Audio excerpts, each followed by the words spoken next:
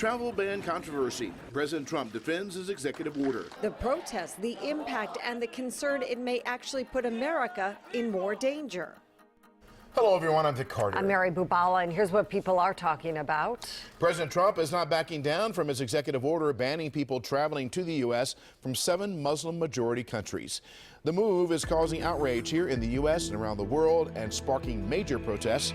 WJZ is live with complete coverage. Rick Ritter with the impact of the ban. But we began with WJZ investigator Mike Hellgren with more on what the order does and what lawmakers are saying about it.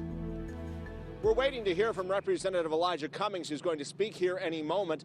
This executive order has generated passionate reaction. President Trump's order closing the nation to refugees and others from 7 Muslim-majority countries in the name of security caused a chaotic scene at airports across the country.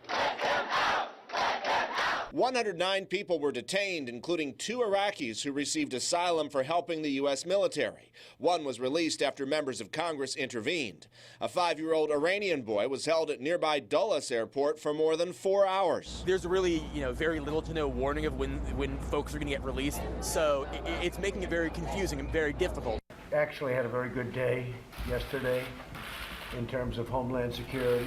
While Trump called it a success, the banned countries were not warned, causing confusion at embassies and U.S. agencies tasked with enforcing the order.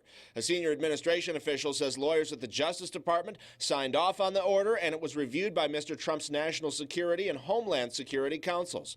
But it wasn't until Sunday evening that the Department of Homeland Security issued a clarification about how the order would be enforced, not applying to those with green cards that grant permanent U.S. residence. People knew that he was going to be tough on immigration from countries that harbor terrorists. Senate Minority Leader Chuck Schumer got emotional when speaking about the impact of the ban. This executive order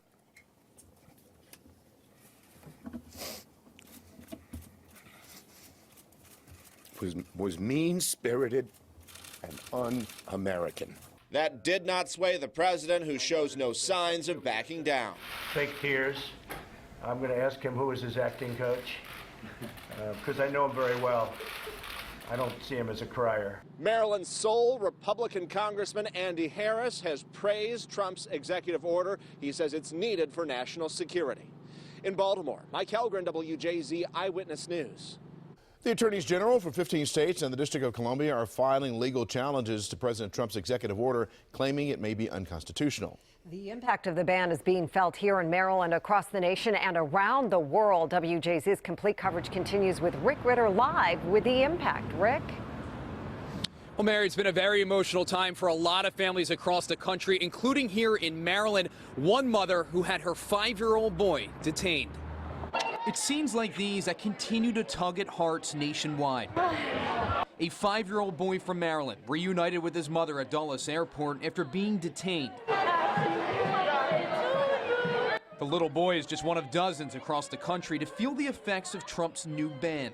It's sad. I don't know. Over the weekend, some families were sent back overseas after landing in the U.S. It was really hard for me to not hug them, to not be with them. Others never thought they'd see their loved ones again, including this man who waited hours for his Iranian wife. I don't feel that, we should be discriminating. The president's orders have sparked protests nationwide, even at BWI Airport.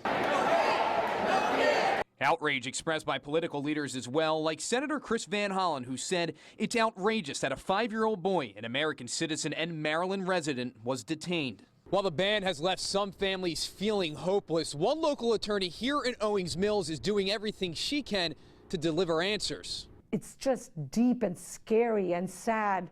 They're really like lost, confused souls. Sheila Muthi says her office has fielded dozens of calls from across the country with panicked immigrants, all wondering if they leave the country, will they be able to return? How can this country let them down?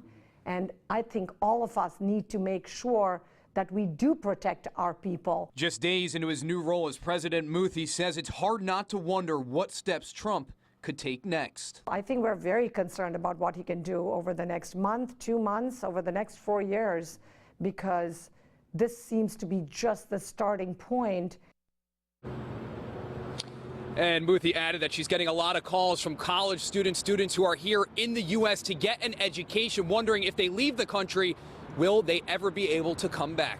Reporting live tonight, I'm Rick Ritter, WJZ Eyewitness News. Rick, thank you, and stay with WJZ for complete coverage of President Trump's controversial travel ban.